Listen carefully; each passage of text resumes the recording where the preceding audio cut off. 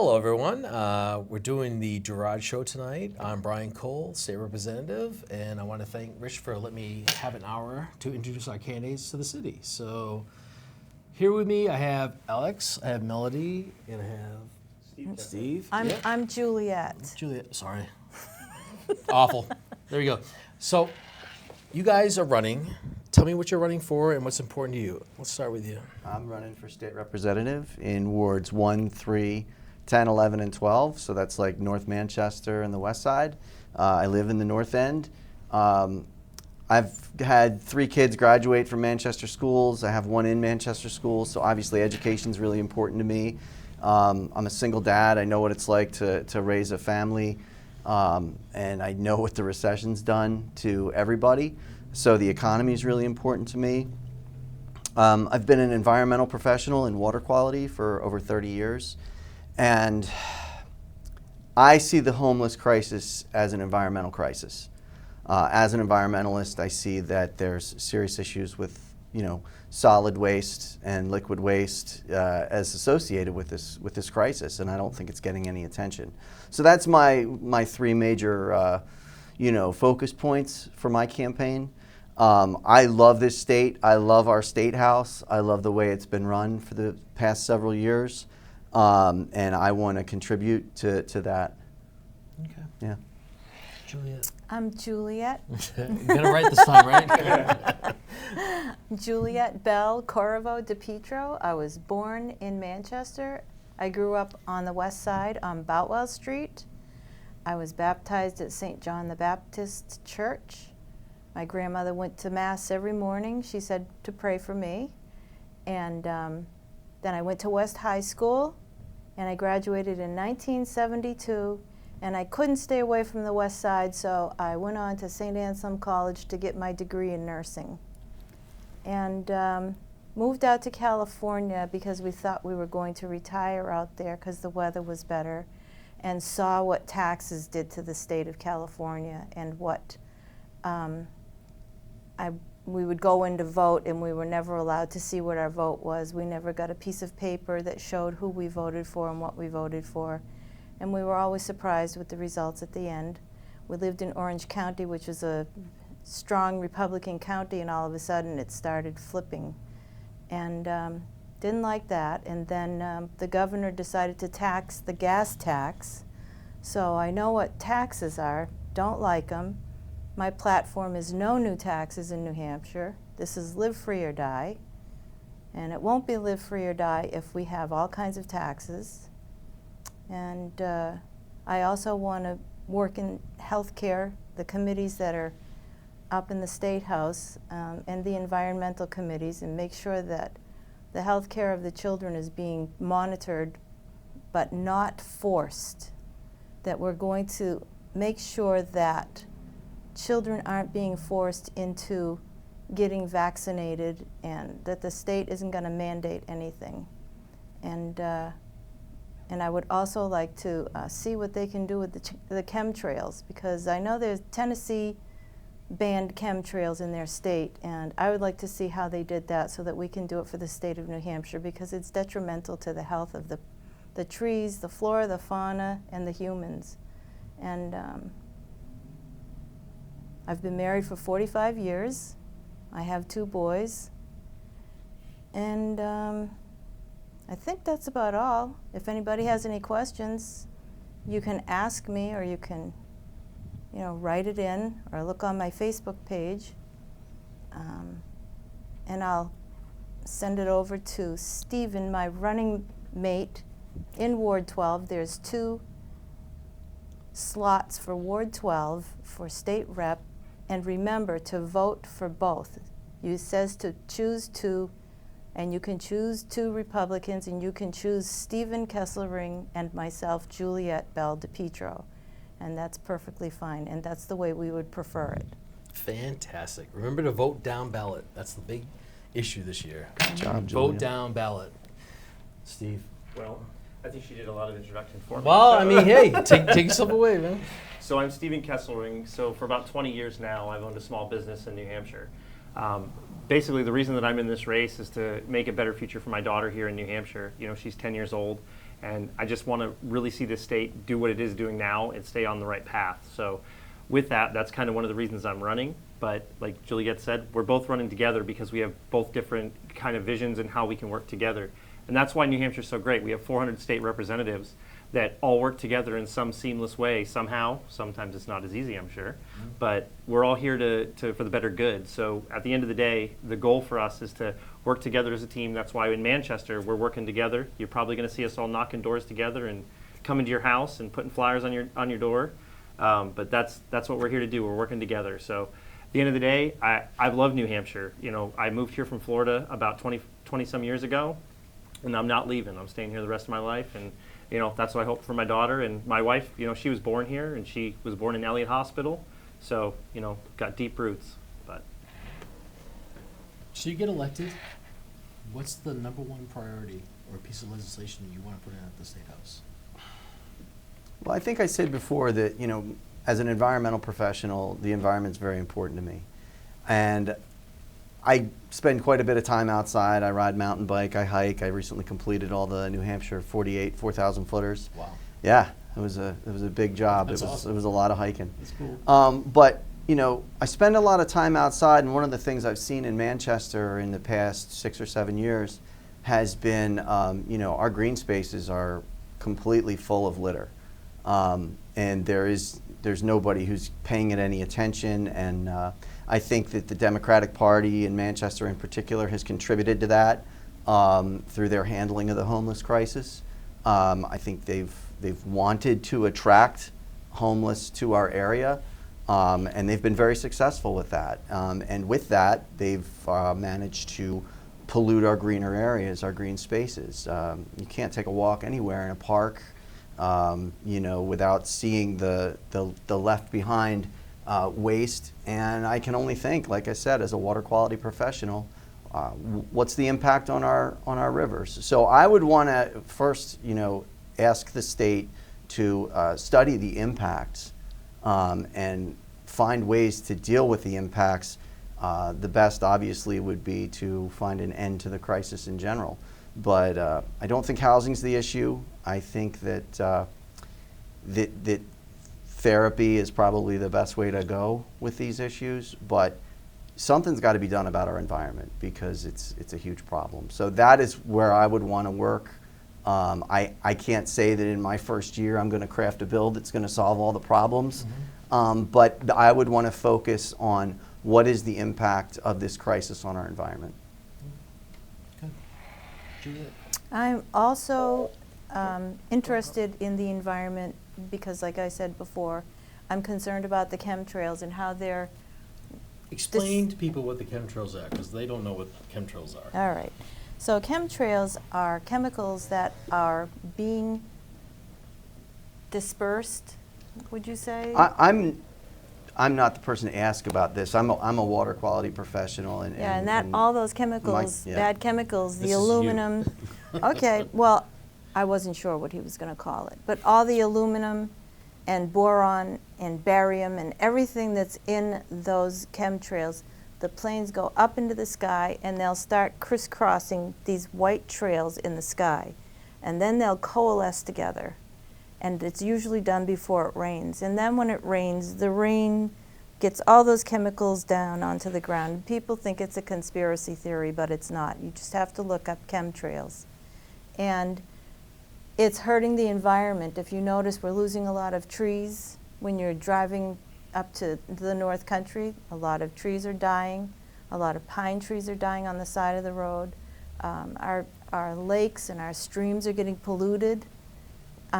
And the human is also getting polluted because it's got aluminum in them, and it causes dementia, and it causes all kinds of other problems, other health problems. You have to look it up in order to understand it because it's a huge issue, and I would like to get to the bottom of stopping it. And I would also like to get on the Finance Committee, and when the vote comes up to add a sales tax and an income tax, I'm going to be a resounding no. Not going to add any more taxes. No new taxes. I'm going to be there to say no. If that's all I do, I'm going to do it, and I'm doing it for you because we cannot afford any more taxes with the way that the economy is right now. And and they say, oh, well, this tax will lower and that tax will lower. I've never seen a tax lower. They're just going to keep it going up and up and up and up. Oh, we'll start at 1%, we'll start at 2%. And in 2 years, it's going to be up to 5 or 6%. I've seen it in California. It's ridiculous. So I just want to be there to say no and be that vote that maybe breaks the tie. She's going to save you money. Steve, So, what's important to you up there? yeah, so when I started this whole thing, it was all about budget and looking at the finances, because coming from a small business perspective, that's what I looked at. But as I knocked doors and talked to people and we got to see all the issues going on in Manchester, I think there's two main issues that I think are important that need to be fixed, obviously. The first one is the police department. Every single officer that I've talked to or people that I've talked to felt that Manchester is less safe than it was before. Really? And the reason that it is because of the fact that we're losing police officers. So 2 months ago, it was 20 officers we needed. Now it's 30 officers. So a lot of them cite it's the retirement system, the financial part of it, that they're leaving to go to other jurisdictions and other towns and leaving the state actually just to be able to do it. I mean, obviously that's a big deal, but housing, we've heard so many times different things, but I think the housing issue is a money issue. It's all about funding and finances. So as a business owner, I would always try to figure out how to lower the cost, but what that is lowering the cost isn't going to fix the issue. What it's going to be is figuring out how we make the zoning things for the state level faster so that the state of New Hampshire can move through, so the cities don't have to wait for the state to be able to approve permits to be able to build. On top of that, it could be, what other, things could we do to encourage more growth with when it comes to affordable housing and yeah, oh yeah. I mean, as a homeschool parent, I really think that education freedom is very important. So that's one of the things that I think we need to expand is education freedom in our state. And I would say I'd go even further than that. I think that we need to instill the idea that education freedom should be for all at some point. Universal? Universal, yeah. All right.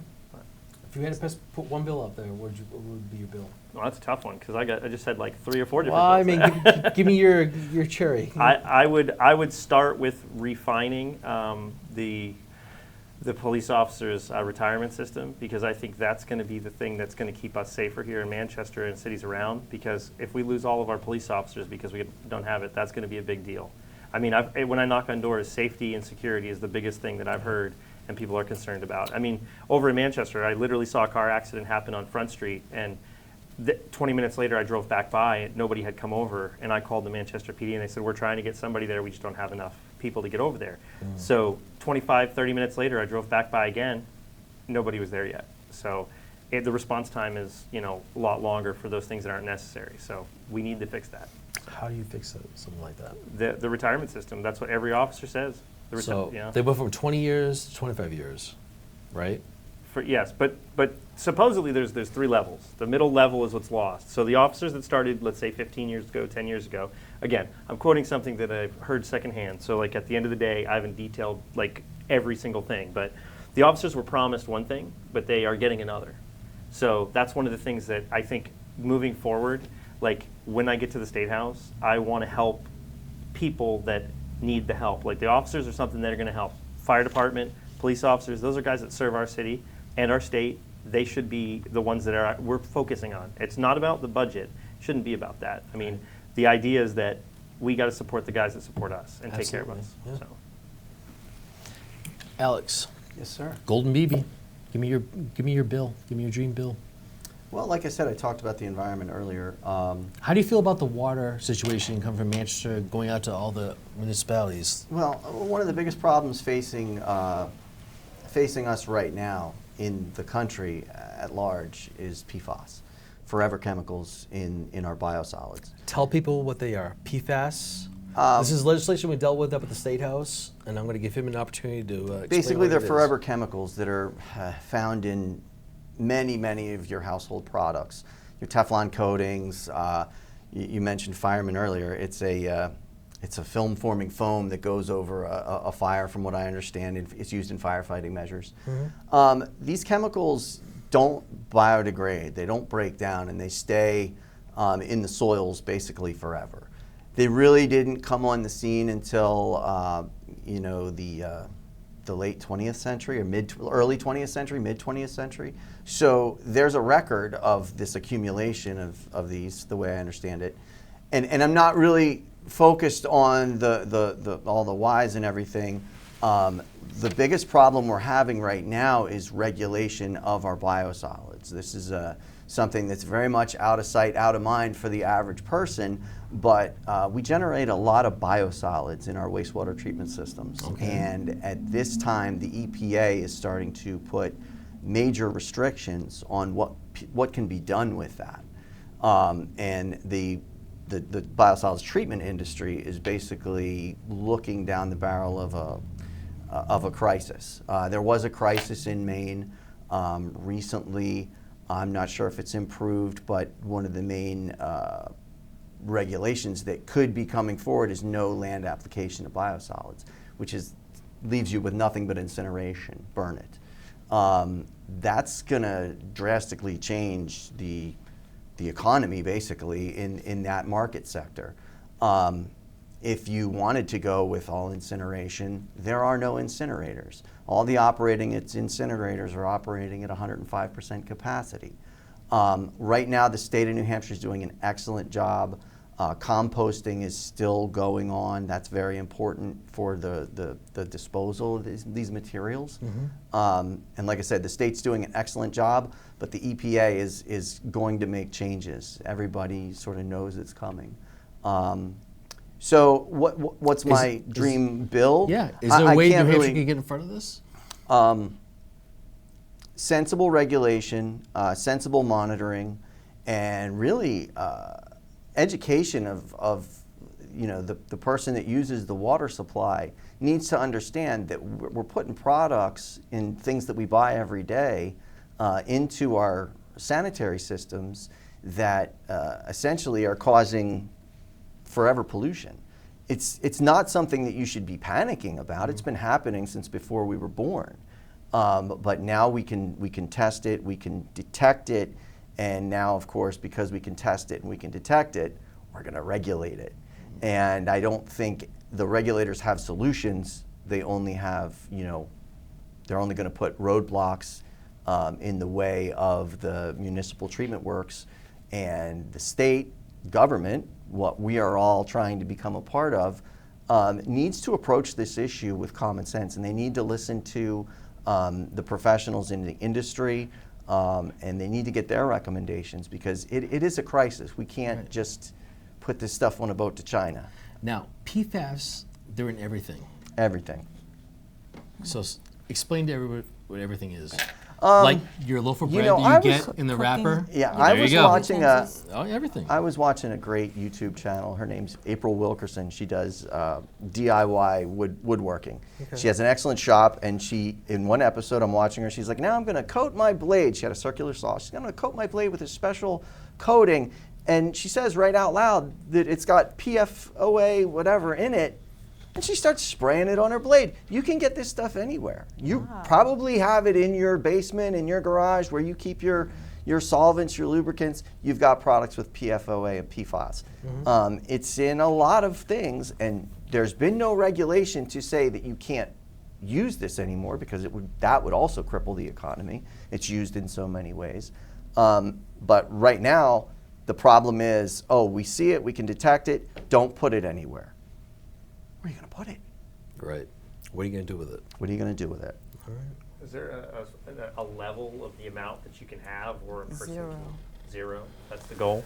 It's detectable in extremely low quantities, parts per trillion or higher, or lower, I would say. I'm not an expert on the analytical side. I'm an expert on the disposal and the pulling it out of the water and how do we dispose of our solid, biosolids, and it's a real problem. Yeah. None of it's good.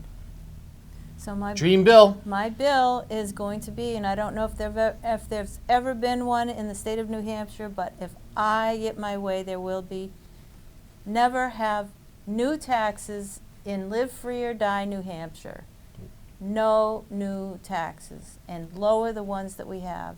So I don't know how we will lower the ones that we have. There's got to be other programs that can help. Like, I was thinking, and it might not be very popular to some, but I was thinking of raising the toll rates if we need money in the No, we're not going state. to do that. I don't know how popular that's going to be. We've got some beautiful back roads you can use to get by the tolls. But for the people that are coming into the state of New Hampshire, maybe charge them a little bit more, you know? If you're a local, just keep our passes, you know, at the local level, and then the people from out of state, we can maybe raise that toll rate. It's probably not going to be very popular. But Tell me I about a can bill- work on Tell it. me about a bill that you would put in. A bill that I would put in for no new taxes? No, something that's important to you. That's important to me. What else beyond that, though? Oh, You for got- the environment? anything. You want to be on environment. I do want to be on the environmental So what bill would you put in for the environment? No regarding to- chemtrails. There you go. Let's talk about that for a No second. chemtrails. So what would that Well- look like? That would look like no chemtrails. That's it. No, because it's a big pharma's involved in it, big government's involved in it, Bill Gates is involved in it. Here I go with my conspiracy theory. I probably won't be very popular with this, but it is a I think population. you're going to be incredibly popular with that. Okay. It's a population control method. They are trying to kill us all with these chemtrails. They're harming Tell the people water. how they can research it online. You can research it. You just Online. can just go Tell them how online. they can find it. Just go online and say what are chemtrails. But Google probably will say there's no such thing as chemtrails. But you can go on Rumble and YouTube and search David Avocado Wolf, and he's very good about the chemtrails. He discusses them. He's been a naturalist as long as I've been following him for 50 years probably. But no chemtrails. I know the state of Tennessee has stopped the chemtrails, and they are putting in viruses. They're dropping all kinds of toxins on us, and when it rains, it comes down on us, and everybody goes, oh, I have a sore throat, I don't feel good, I have a headache, I can't remember anything. And you have to think about looking up in the sky. You see those chemtrails, and it rains, and then a couple of days later, you get a sore throat or something else is going wrong with you. These things are targeted to lower the population. It's a whole globalist agenda, and I hope I don't sound like a conspiracy nut, but this is what's going on in the world. And they're using all of these distractions like elections and this war and that war, but their ultimate goal is to depopulate the planet, and they're doing it by using these chemtrails, among adulterating our foods with all of the chemicals in our foods that are harmful to our children and for adults. They're using a lot of plastics in food, which have a hormonal effect, like estrogens. So don't even get me started on this stuff. But this Okay, is. we won't. Stop there. I could go on. Brian, I know, right? Brian, I have to steal from you for 1 second. All right. We need to hear from you. What's your next dream bill? What are you putting Oh, on the what's my table dream when bill? you get back to So Concord? I was working on legislation up at the State House to legalize air rifles for hunting in New Hampshire. They've evolved so far that they can use up to like a 50 caliber round now. Air rifles. Air That's rifle. a big bullet. It's a big bullet. That's- It'll take down a water buffalo. You could kill an elephant with an air gun now. And That's it's illegal. It's illegal to hunt with air rifles now. At this point, at this stage in the game, yeah. But right? so what we did is we in turn studied it. So I wrote the legislation, and the commission had a little bit of a problem with it because they wanted to see, they wanted a demonstration of the air rifles, how it worked.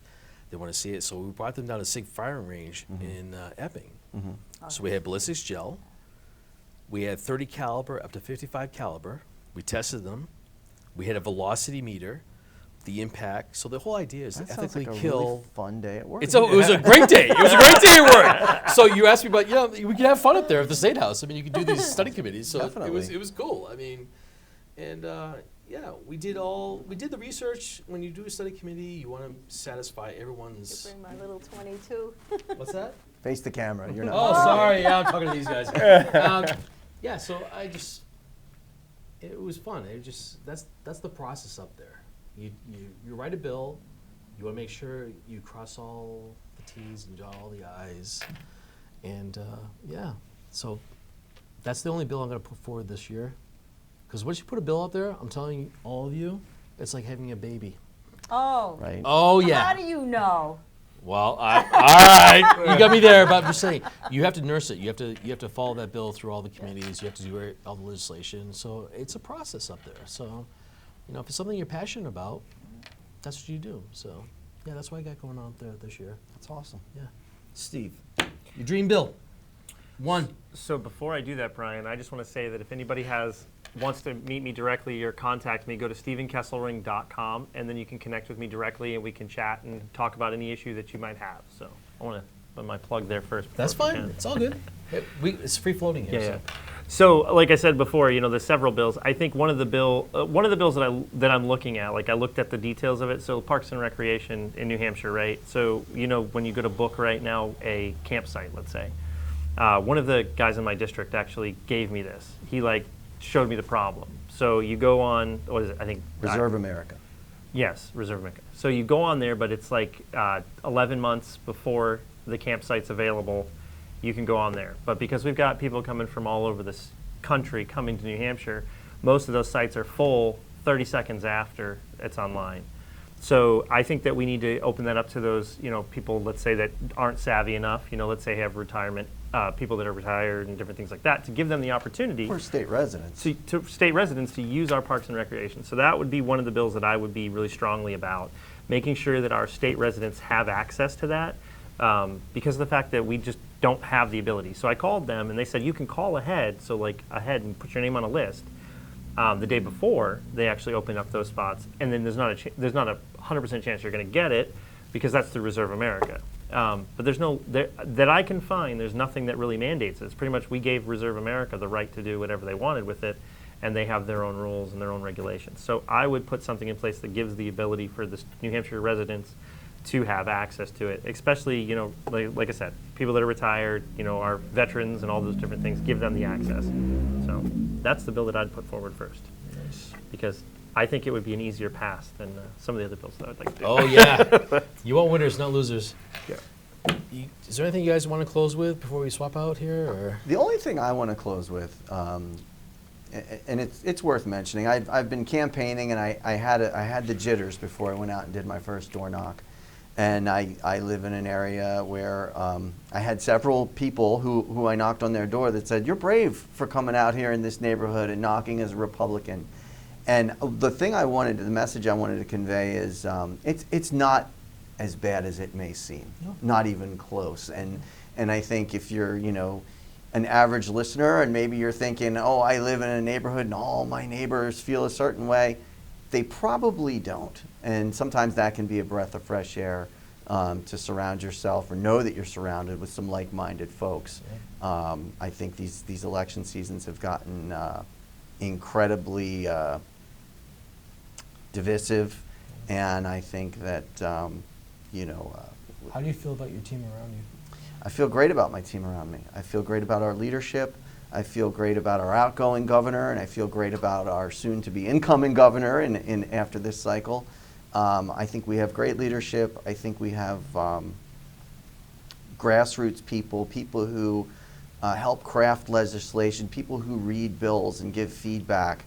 We have an incredible team in Concord. I think you know, Jason Osborne has just done amazing things in the State House. The Speaker has done great things. We have a great State House, and I really want to be on that team. Yeah, cool. That's the whole reason why I wanted to come out. Is I think we have the coolest, best State House in the country, and I'm not joking. I mean, how many reps are there? 400. 400 reps for the little And it's state volunteer. of New, and it's that's, voluntary. That's the difference. Yeah. You're not being paid to be up there. You're doing it because you want to be doing it. Everybody is a volunteer basically, and we have and so that's really the will of the people, right? That's a lot of brain power. That's a lot of brain power. That's right. And I just love New Hampshire for their State House. Awesome. It's probably the thing that makes us great. I believe it. Juliet. Well, you know, I'm just going to go off of what he's saying, that I want to go in the State House to see like how the brain works up in Concord, it's a brain of 400 neurons, and they're all working together, and how they sync up, and how they craft bills, and how they come to a consensus. And without malice. I want to see people come up with their arguments and say, this is the way this bill should go, or that bill should go, and, you know, just try to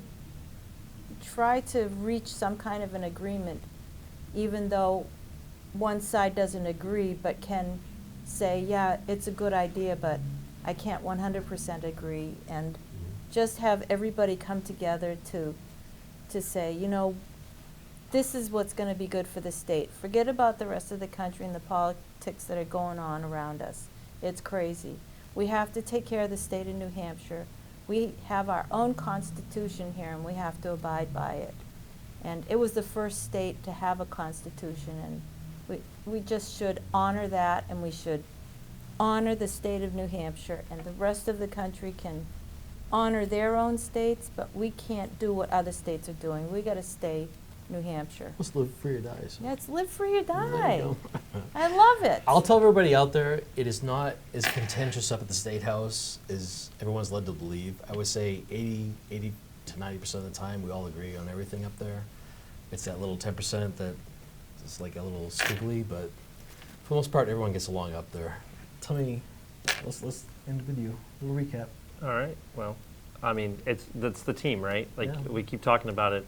We're working together better than we, City of Manchester right now, all of us running. So, I would say that if you want to support us and come out, you can go to the Manchester Republican page, and you can go there and, contact, Brian, the board chair, and see how you can help us, to do this, whether it's coming out canvassing with us or helping us do it. All right. I think we should bring your daughter in here real quick to talk about the dance event. Is she out there in the lobby? I don't know. We'll take a little second break, and then we'll switch right out. Be right back. All right.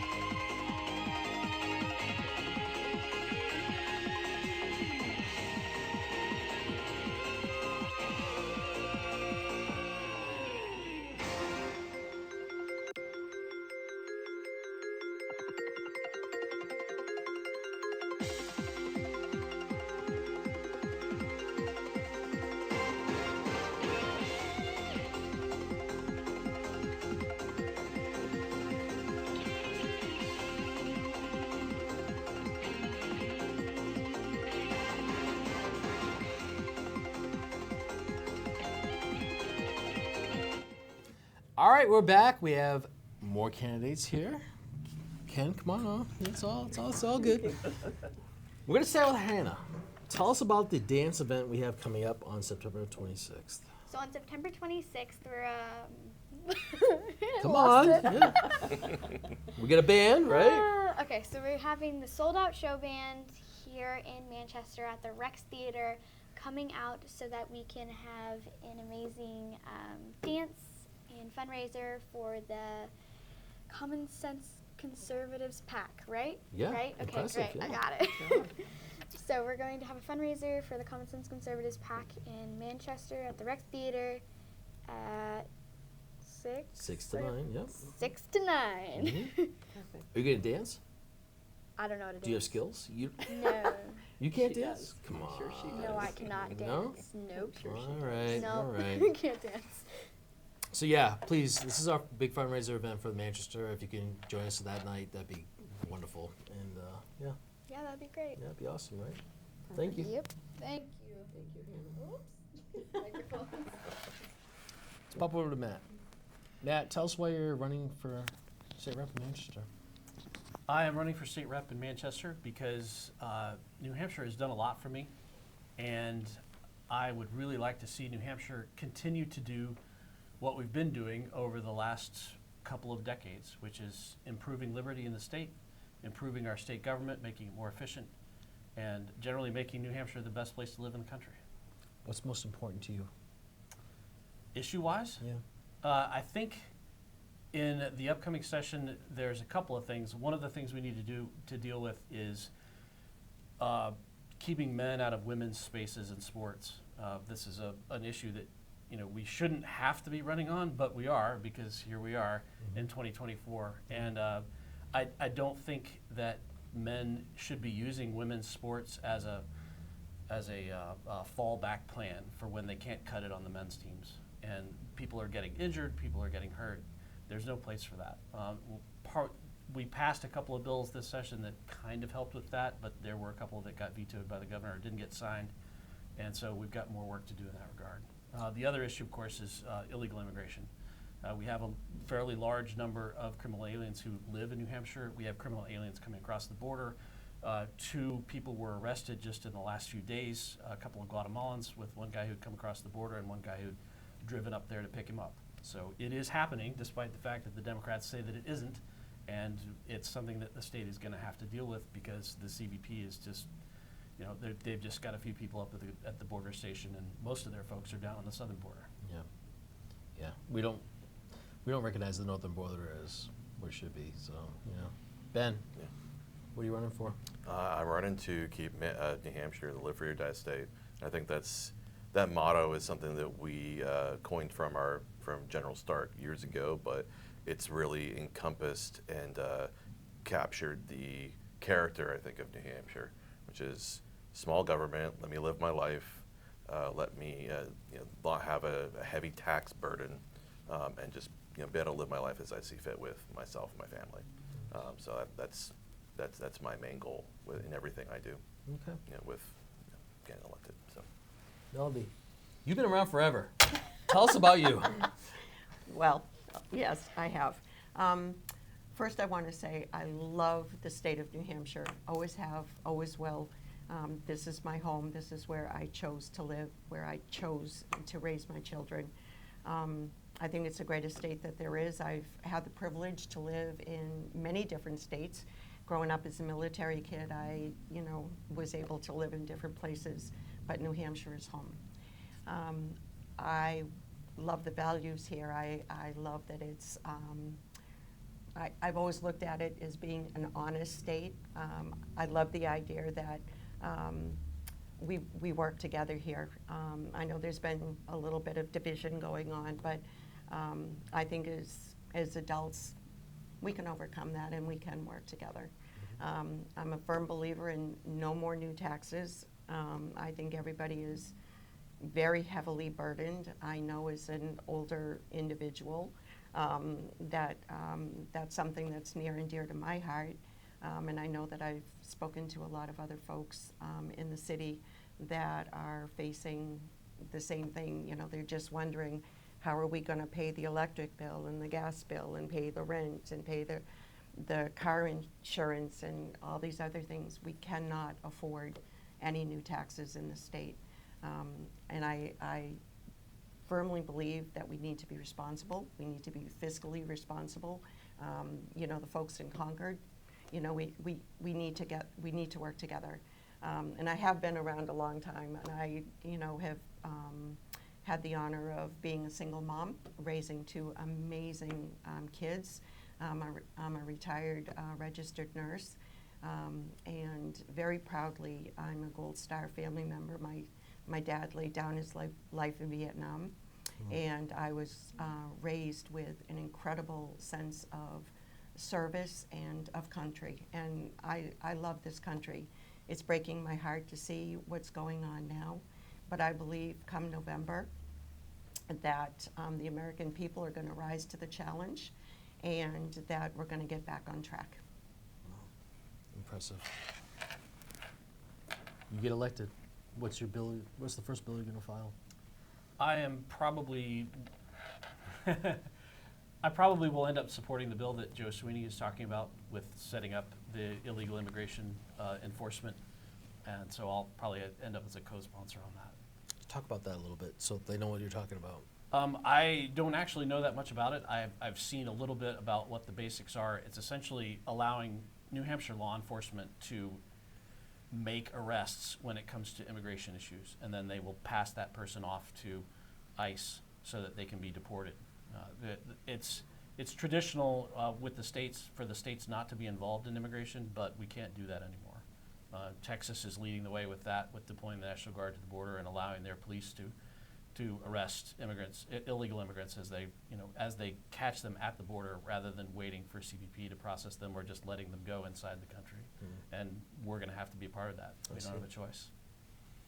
Ken, what's your overall view of the race here in Manchester? What's your sense? What's your feeling?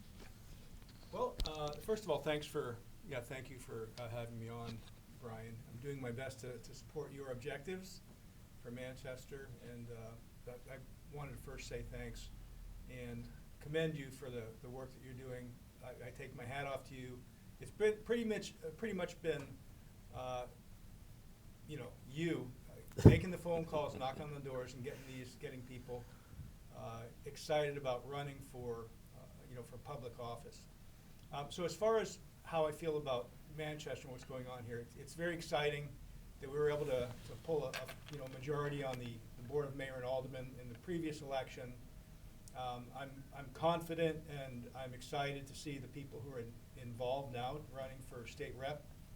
I believe we've got 33 seats in the city. You may have mentioned that at the beginning of the show, and we only carry 6 of those 33 seats in Manchester right now. Right. We've lost some very important votes, particularly parental rights, simply because we have such a small margin in the House, and a few Republicans were absent that day, and unfortunately we lost that very, very important vote.